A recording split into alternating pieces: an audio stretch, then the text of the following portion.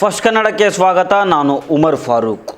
ದೆಹಲಿ ರಾಜಕಾರಣದಲ್ಲಿ ಇವತ್ತು ಭೂಕಂಪ ಸೃಷ್ಟಿಯಾಗ್ಬಿಟ್ಟಿದೆ. ಆಮ್ ಆದ್ಮಿ ಪಕ್ಷಕ್ಕೆ ಇದುವರೆಗಿನ ಅತಿ ದೊಡ್ಡ ಆಘಾತ ಎದುರಾಗಿದೆ. ಈ ಪಕ್ಷದ ಪ್ರಬಲ ಯುವ ನಾಯಕ ರಾಜ್ಯಸಭಾ ಸಂಸದ ರಾಘವ್ ಚಡ್ಡಾ ಬಿಜೆಪಿಗೆ ಸೇರ್ಪಡೆ ಆಗಿದ್ದಾರೆ. ಕೇವಲ ರಾಘವ್ ಚಡ್ಡಾ ಮಾತ್ರ ಅಲ್ಲ, ಅವರ ಜೊತೆಗೆ ಆಮ್ ಆದ್ಮಿ ಪಾರ್ಟಿಯ ಒಟ್ಟು 7 ರಾಜ್ಯಸಭಾ ಸಂಸದರು ದೆಹಲಿಯಲ್ಲಿ ಕಮಲ ಮುಡ್ಕೊಂಡಿದ್ದಾರೆ. ಅಷ್ಟಕ್ಕೂ ಆಪ್ನಲ್ಲಿ ಆಗಿದ್ದೇನು?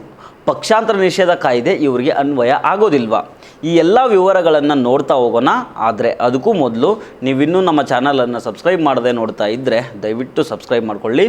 ಹಾಗೆ ಈ ವಿಡಿಯೋವನ್ನು ಕಡೇ ತನಕ ಮಿಸ್ ಮಾಡದೆ ನೋಡಿ.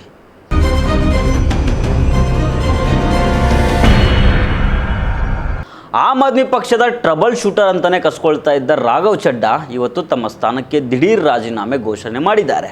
ಬಳಿಕ ತಮ್ಮ ಸಹಪಾಠಿಗಳಾದ ಸಂದೀಪ್ ಪಾಠಕ್ ಮತ್ತು ಅಶೋಕ್ ಮಿತ್ತಲ್ ಅವರೊಂದಿಗೆ ಸುದ್ದಿಗೋಷ್ಠಿ ನಡೆಸಿ ಬಿಜೆಪಿ ಜೊತೆಗೆ ವಿಲೀನಗೊಳ್ಳುವ ಅಧಿಕೃತ ನಿರ್ಧಾರ ಪ್ರಕಟ ಮಾಡಿದ್ದಾರೆ. ಪಕ್ಷ ಬಿಟ್ಟಿದ್ದ್ಯಾಕೆ ಅನ್ನೋದಕ್ಕೆ ಉತ್ತರ ಕೊಟ್ಟ ರಾಘವ್ ಚಡ್ಡಾ, ನಾನು ನನ್ನ ಯೌವನದ 15 ವರ್ಷಗಳನ್ನು ಆಮ್ ಆದ್ಮಿ ಪಾರ್ಟಿಗೋಸ್ಕರ ಮುಡುಪಾಗಿಟ್ಟಿದ್ದೆ. ಆದರೆ ಈಗ ಪಕ್ಷ ತನ್ನ ಮೂಲ ಸಿದ್ಧಾಂತ ಮತ್ತು ಮೌಲ್ಯಗಳಿಂದ ವಿಮುಖವಾಗಿದೆ. ಅದು ದೇಶದ ಹಿತಾಸಕ್ತಿಗಿಂತ ವೈಯಕ್ತಿಕ ಲಾಭಕ್ಕಾಗಿ ಕೆಲಸ ಮಾಡ್ತಾ ಇದೆ. ನಾನು ಸರಿಯಾದ ವ್ಯಕ್ತಿ, ಆದರೆ ತಪ್ಪಾದ ಪಕ್ಷದಲ್ಲಿದ್ದೆ, ಹಾಗಾಗಿ ಪಕ್ಷ ಬಿಡ್ತಾ ಇದ್ದೀನಿ ಅಂತ ಕಿಡಿಕಾರಿದ್ದಾರೆ. मैं सरल भाषा में कहूं तो हम अपना करियर बनाने के लिए राजनीति में नहीं आए थे. हम लोग अपना करियर छोड़ के देश के लिए राजनीति में आए थे. और यदि देश के लिए काम इस पार्टी में नहीं हो पा रहा है, वो इसलिए क्योंकि अब आम आदमी पार्टी वो पुरानी वाली आम आदमी पार्टी नहीं रही. और पिछले कुछ सालों से आप लोग लगातार मुझसे पूछ रहे थे कि राघव जी, आप 1 साल से पार्टी की गतिविधियों से अलग क्यों नजर आते हैं, पार्टी से किनारा क्यों कर लिया. तब मैं कुछ बोलता नहीं था, मैं प्रयास कर रहा था कि चीजें बेहतर हों. लेकिन आज मैं आपको असल कारण बताता हूं कि क्यों मैंने पार्टी की गतिविधियों से अपने आप को अलग कर लिया. और उसका कारण यह है क्योंकि मैं उनके गुनाह में शामिल नहीं होना चाहता था. मैं उनकी दोस्ती के काबिल नहीं था क्योंकि मैं उनके गुनाह में शामिल नहीं था.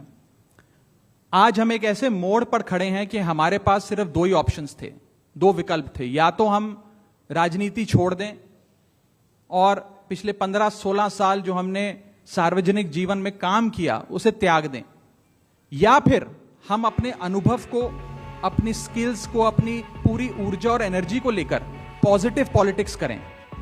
इसीलिए हमने ये डिसाइड किया that we, the 2/3 members of parliament of the belonging to the Aam Aadmi Party in Rajya Sabha, exercise the provisions of the Constitution of India and merge ourselves with the BJP. हम BJP में विलय करते हैं. ರಾಜ್ಯಸಭೆ ಉಪನಾಯಕ ಸ್ಥಾನದಿಂದ ಇತ್ತೀಚೆಗೆ ಅವರನ್ನು ಕೆಳಗಿಳಿಸಿದ್ದು ಕೂಡ ಈ ಅಸಮಾಧಾನಕ್ಕೆ ಪ್ರಮುಖ ಕಾರಣ ಅಂತ ಹೇಳಲಾಗ್ತಾ ಇದೆ.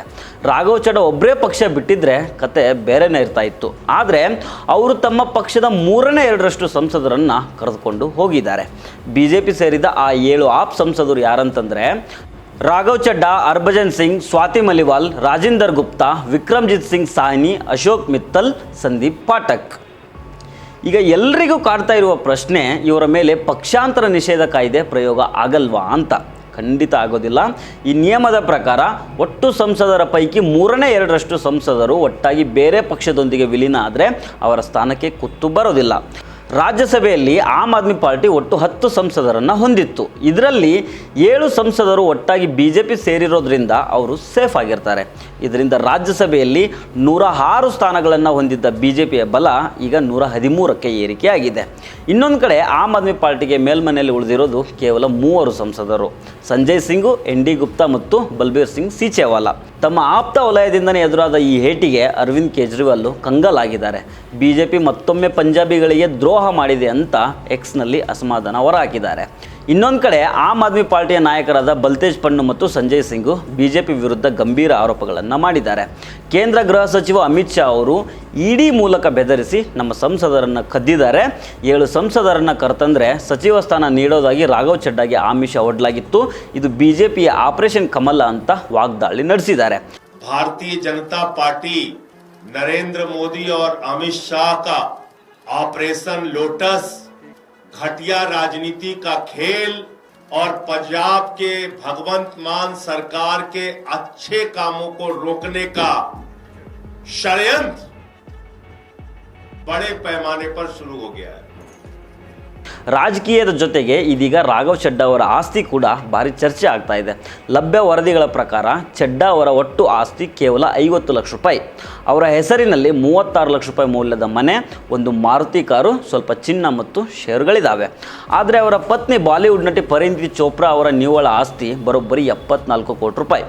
ಮುಂಬೈನ ಬಾಂದ್ರಾದಲ್ಲಿ 22 ಕೋಟಿ ರೂಪಾಯಿ ಮೌಲ್ಯದ ಬಂಗಲೆ, ರೇಂಜ್ ರೋವರು, ಆಡಿ ಅಂತ ಐಷಾರಾಮಿ ಕಾರುಗಳಿದ್ದಾವೆ.